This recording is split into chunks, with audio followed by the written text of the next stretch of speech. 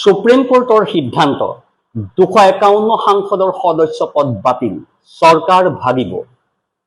প্ৰিয় দৰ্শক, বিজেপিৰ 251 জন সাংসদৰ ওপৰত সংকট আহি পৰিছে নেকি? উচ্চতম ন্যায়ালয়ৰ প্ৰশ্নই বৃদ্ধি কৰিলে মোদী চৰকাৰৰ সমস্যা। অপৰাধী নেতাসকলক লৈ আদালতে দিলে ডাঙৰ মন্তব্য। হয়, উচ্চতম ন্যায়ালয়ৰ মন্তব্যই মোদী চৰকাৰৰ সমস্যা বৃদ্ধি কৰিছে। এতিয়া অপৰাধী ভাৱমূৰ্তি থকা নেতাসকলৰ ওপৰত কঠোৰ নিয়ম প্ৰণয়নৰ দাবী অধিক তীব্ৰ হৈ পৰিছে।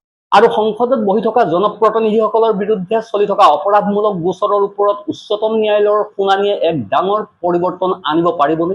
আজিৰ এই প্ৰতিবেদনত আপোনাক দেখুৱাম যে উচ্চতম ন্যায়ালয়ে অপৰাধী নেতাসকলক লৈ কি ডাঙৰ মন্তব্য কৰিছে, কেন্দ্ৰীয় চৰকাৰ আৰু নিৰ্বাচন আয়োগৰ পৰা কি উত্তৰ বিচৰা হৈছে, ADR-ৰ প্ৰতিবেদনে কি কৈছে আৰু এই সমগ্ৰ বিষয়টোক লৈ কিয় সমগ্ৰ দেশত নতুন বিতৰ্ক আৰম্ভ হৈছে। এটা ভাইৰেল ভিডিঅ' আপোনাক দেখুৱাম, গতিকে ভিডিঅ'টো শেষলৈকে নিশ্চয় চাব। নমস্কাৰ, নিউজ অন নৰ্থ ইষ্টৰ আজিৰ এই প্ৰতিবেদনলৈ আপোনাক স্বাগতম। আপুনি চাই আছে দেশৰ এটা অগ্ৰণী, নিৰ্ভীক, নিৰপেক্ষ আৰু বহুভাষিক channel news on north east. News on north ইষ্টৰ মাধ্যমেৰে আমি কেৱল বাতৰি সম্প্ৰচাৰ কৰাই নহয়, ইয়াৰ আঁৰৰ প্ৰকৃত সত্যও আপোনাৰ সন্মুখত তুলি ধৰিবলৈ চেষ্টা কৰোঁ, যিবিলাক বাতৰি গদি মিডিয়াই আপোনাৰ সন্মুখৰ পৰা সদায় লুকুৱাই ৰাখে। প্ৰিয় দৰ্শক, অনুগ্ৰহ কৰি আমাৰ এই নিউজ অন নৰ্থ ইষ্ট চেনেলটো ছাবস্ক্ৰাইব কৰিবলৈ নাপাহৰিব, কাৰণ আমাৰ এই নিউজ অন নৰ্থ ইষ্টৰ দৰে এনে প্ৰকৃত খবৰ আপুনি আন ক'তো চাবলৈ হয়তো নাপাব। টিভি চেনেলবোৰে এই খবৰ দেখুৱাবই নোৱাৰে, কাৰণ সেই চেনেলবোৰ চৰকাৰৰ ইচাৰাতহে চলে।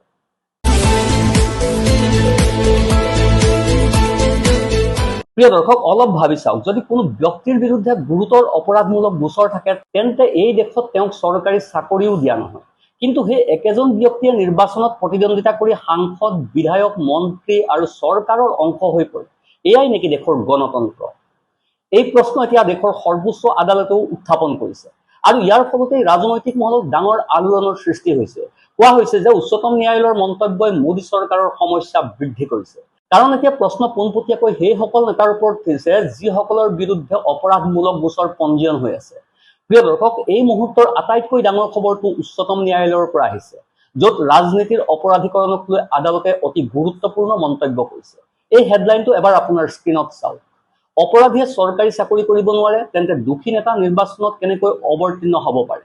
আপুনি উচ্চতম ন্যায়ালয়ৰ এই হেডলাইনটো দেখিলে, এতিয়া সম্পূৰ্ণ বিষয়টো বুজি লওক। শুনানিৰ সময়ত উচ্চতম ন্যায়ালয়ে কয় যে ৰাজনীতিৰ অপৰাধীকৰণক লৈ আদালত চিন্তিত। উচ্চতম ন্যায়ালয়ে কয় যে কোনো অপৰাধী ব্যক্তিয়ে চৰকাৰী চাকৰি লাভ কৰিব নোৱাৰে, কিন্তু তেওঁ সাংসদ, বিধায়ক আৰু মন্ত্ৰী হ'ব পাৰে। অৰ্থাৎ আদালতে স্পষ্টভাৱে প্ৰশ্ন উত্থাপন কৰিছে যে যদি চৰকাৰী চাকৰিৰ ক্ষেত্ৰত অপৰাধমূলক অভিযোগ এটা বাধা হ'ব পাৰে, তেন্তে জনপ্ৰতিনিধিৰ ক্ষেত্ৰত পৃথক ব্যৱস্থা কিয় থাকিব?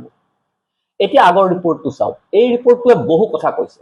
শুনানিৰ সময়ত ন্যায়াধীশ দীপাংকৰ দত্ত আৰু ন্যায়াধীশ মনমোহনৰ বিচাৰপীঠে এই বিষয়ত ভাৰতৰ এটৰ্নী জেনেৰেলৰ পৰা প্ৰত্যুত্তৰ বিচাৰিছে।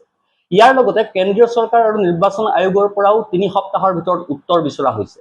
আপুনি এই ৰিপৰ্টটো দেখিলে, বৰ্তমান উচ্চতম ন্যায়ালয়ে কোনো চূড়ান্ত সিদ্ধান্ত দিয়া নাই, বৰঞ্চ চৰকাৰ আৰু নিৰ্বাচন আয়োগৰ পৰা তেওঁলোকৰ উত্তৰ বিচৰা হৈছে। এতিয়া সম্পূৰ্ণ বিষয়টো বিস্তাৰিতভাৱে বুজি লওক। এই শুনানি উচ্চতম ন্যায়ালয়ৰ অধিবক্তা অশ্বিনী উপাধ্যায়ে দাখিল কৰা জনস্বাৰ্থ জড়িত গোচৰৰ ওপৰত চলি আছে। দাবী কৰা হৈছে যে সাংসদ আৰু বিধায়কসকলৰ বিৰুদ্ধে দীৰ্ঘদিন ধৰি চলি থকা অপৰাধমূলক গোচৰসমূহৰ শীঘ্ৰে নিষ্পত্তি কৰা হওক। যিসকল নেতাক আদালতে দোষী সাব্যস্ত কৰে তেওঁলোকৰ ওপৰত নিৰ্বাচনত প্ৰতিদ্বন্দ্বিতা কৰাৰ ক্ষেত্ৰত আজীৱন নিষেধাজ্ঞা আৰোপ কৰাৰ কথা বিবেচনা কৰা হওক। প্ৰিয় দৰ্শক, আপুনি ৰিপৰ্টটো ইয়াত দেখিলে। অৰ্থাৎ বৰ্তমান এইটো কেৱল এটা দাবী, যাৰ ওপৰত উচ্চতম ন্যায়ালয়ে শুনানি চলাই আছে। এই বিষয়ত এতিয়ালৈকে কোনো চূড়ান্ত নিৰ্দেশ অহা নাই।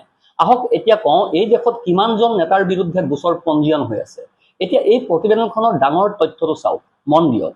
543 জনৰ ভিতৰত 551 জন সাংসদৰ বিৰুদ্ধে আছে অপৰাধমূলক গোচৰ।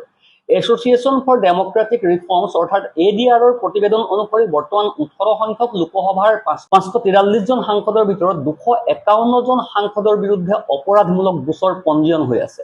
অৰ্থাৎ এই সংখ্যা যথেষ্ট ডাঙৰ। প্ৰায় 46% সাংসদ কোনো নহয় কোনো অপৰাধমূলক গোচৰৰ সন্মুখীন হৈ আছে। ৰিপৰ্ট অনুসৰি 2019 চনৰ তুলনাত এনে সাংসদৰ সংখ্যা আৰু শতাংশ দুয়োটাই বৃদ্ধি পাইছে। অৰ্থাৎ আগতে কম আছিল, লাহে লাহে বৃদ্ধি পাই আহিছে, কম হোৱাৰটো নামেই লোৱা নাই।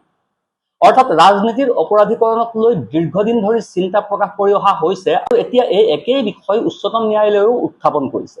এতিয়া আটাইতকৈ ডাঙৰ প্ৰশ্নটো হ'ল, এই সাংসদসকলৰ সদস্য পদ বাতিল হ'ব নেকি? সকলো নেতাৰ বিৰুদ্ধে ব্যৱস্থা গ্ৰহণ কৰা হ'ব নেকি? প্ৰিয় দৰ্শক চাওক, এই কথা সময়েহে ক'ব। গোচৰৰ শুনানি এতিয়াও চলি আছে আৰু চূড়ান্ত সিদ্ধান্ত আদালতেই দিব। কিন্তু প্ৰিয় দৰ্শক, ইয়াৰ মাজতে আন এটা বিষয়ও আলোচনালৈ আহিছে। আপুনি হয়তো জানে যে প্ৰধানমন্ত্ৰী নৰেন্দ্ৰ মোদীৰ সংবাদমেলক লৈ সময়ে সময়ে প্ৰশ্ন উত্থাপন হৈ আহিছে। চাওক, সদায় কোৱা হয় যে আজিলৈকে তেওঁ কোনো ধৰণৰ আনস্ক্ৰিপ্টেড সংবাদমেল কৰা নাই। এই প্ৰশ্নটো বহুদিন ধৰি চৰ্চাত আছে। ইয়াৰ মাজতে চাওক, ৰাষ্ট্ৰদূত টেণ্ডনৰ এটা মন্তব্য সন্মুখলৈ আহিছে। তেওঁ নিজৰ পক্ষত ব্যাখ্যা আগবঢ়োৱা দেখা গৈছে। তেওঁৰ এই ভিডিঅ'টো চাওক। Prime Minister Modi is a quintessential Indian politician. By and large, Indian politicians favor direct, contact with their electorate. And you must remember that the Indian electorate are predominantly rural folk. They want direct contact. They don't like being spoken down to. They don't like being spoken to through intermediaries. And Mr. Modi has perfected the art of direct contact with his electorate, and he seems to be doing a rather good job of it since, he's been elected now. He's in his third term. He's one of the longest serving prime ministers in our country. ভিডিঅ'টো আপুনি দেখিলে। ভিডিঅ'ত তেওঁ কৈছে যে ভাৰতৰ অধিকাংশ জনতা গ্ৰামাঞ্চলত বাস কৰে, তেওঁলোকে পোনপটীয়া ভাষণ পচন্দ কৰে। তেওঁ এই কথাই কৈছে। কিন্তু চাওক, এইটো কেনেধৰণৰ কথা হ'ল? এনেদৰে আন্তঃৰাষ্ট্ৰীয় সাংবাদিকসকলে মোদীজীক লৈ উপহাস কৰা নাই নে যে মোদীজী আনস্ক্ৰিপ্টেড সংবাদমেল নকৰে? অৰ্থাৎ তেওঁ যদি কোনো সংবাদমেল কৰে তেন্তে তাত আগতেই প্ৰশ্ন নিৰ্ধাৰিত হৈ থাকিব। কিন্তু চাওক, ইয়াৰ উত্তৰ কি দিয়া হৈছে? কোৱা হৈছে যে ভাৰতৰ অধিকাংশ জনসংখ্যা গ্ৰামাঞ্চলৰ আৰু তেওঁলোকে পোনপটীয়া ভাষণ পচন্দ কৰে। কওকচোন, এইটো কেনেধৰণৰ যুক্তি? এই মন্তব্যৰ পাছত জ্যেষ্ঠ সাংবাদিক ৰমেশ কুমাৰে ছচিয়েল মিডিয়াত প্ৰতিক্ৰিয়া প্ৰকাশ কৰিছে। প্ৰিয় দৰ্শক, তেওঁৰ সেই টুইটটো চাওক। তেওঁ ব্যংগ কৰি লিখিছে, তেন্তে জনতাইহে প্ৰধানমন্ত্ৰীক সংবাদমেল কৰিবলৈ মানা কৰিছে নেকি? তেওঁ ব্যংগ কৰি কৈছে যে গাঁৱৰ মানুহৰ বাবেই প্ৰধানমন্ত্ৰীয়ে সংবাদমেল অনুষ্ঠিত কৰা নাই নেকি? কিন্তু ৰাহুল গান্ধী, মমতা বেনাৰ্জী আৰু অখিলেশ যাদৱক জনতাই সংবাদমেল অনুষ্ঠিত কৰিবলৈ বাধা দিয়া নাই। আপুনি তেওঁৰ টুইটটো দেখিলে? অৰ্থাৎ তেওঁ স্পষ্টভাৱে কৈছে যে জনতাই ৰাহুল গান্ধীৰো সংবাদমেল চায়, নে কেৱল আপোনাকহে জনতাই সংবাদমেল কৰিবলৈ বাধা দিছে? এই মন্তব্যক লৈও সামাজিক মাধ্যমত বিভিন্ন ধৰণৰ প্ৰতিক্ৰিয়া প্ৰকাশ পাইছে। প্ৰিয় দৰ্শক, আপুনি জানে যে এই দেশত বহু প্ৰধানমন্ত্ৰীয়ে শাসন কৰি গ'ল। প্ৰিয় দৰ্শক, আপুনি জানেই যে এই দেশত বহু প্ৰধানমন্ত্ৰীয়ে শাসন কৰিলে আৰু পৰি গ'ল। সকলোৱে সংবাদমেল অনুষ্ঠিত কৰিছিল, জনতাৰ মাজলৈ গৈছিল। যেতিয়াই বিদেশ ভ্ৰমণলৈ গৈছিল তেতিয়াই তাৰ পৰা উভতি আহি সদায় সংবাদমেল অনুষ্ঠিত কৰিছিল। কিন্তু এতিয়া এনে পৰিস্থিতি একেবাৰে নাই। প্ৰধানমন্ত্ৰীৰ বিদেশ ভ্ৰমণৰ পাছত কোনো সংবাদমেল অনুষ্ঠিত কৰা নহয়। কিন্তু এতিয়া কোৱা হৈছে ইয়াৰ কাৰণ হ'ল আমাৰ দেশ অধিক গ্ৰামাঞ্চল ভিত্তিক। ইয়াত গ্ৰামাঞ্চলৰ লোকৰ সংখ্যা বেছি। কিন্তু চাওক, আগতেও সংবাদমেল হৈছিল, তেতিয়া আমাৰ দেশ গ্ৰামাঞ্চল ভিত্তিক নাছিল নেকি? কিন্তু এতিয়া চাওক, ইয়াত সম্পূৰ্ণ পৃথক ধৰণৰ মন্তব্য আগবঢ়োৱা হৈছে। অৰ্থাৎ যদি এই সকলো ঘটনাক একেলগে মিলাই চোৱা যায় তেন্তে এফালে উচ্চতম ন্যায়ালয়ে ৰাজনীতিৰ অপৰাধীকৰণক লৈ গুৰুত্বপূৰ্ণ প্ৰশ্ন উত্থাপন কৰিছে, আনফালে কেন্দ্ৰীয় চৰকাৰ আৰু নিৰ্বাচন আয়োগৰ পৰা উত্তৰ বিচৰা হৈছে। ইয়াৰ লগতে ADR-ৰ প্ৰতিবেদনেও সাংসদসকলৰ বিৰুদ্ধে থকা অপৰাধমূলক গোচৰক লৈ বিতৰ্ক অধিক তীব্ৰ কৰি তুলিছে। অৱশ্যে এইটো স্পষ্ট কৰি দিয়া প্ৰয়োজন যে এতিয়ালৈকে উচ্চতম ন্যায়ালয়ে কোনো চূড়ান্ত ৰায় দিয়া নাই আৰু কোনো সাংসদৰ সদস্যপদ বাতিল কৰাৰ নিৰ্দেশো দিয়া নাই। এই গোচৰৰ শুনানি এতিয়াও চলি আছে।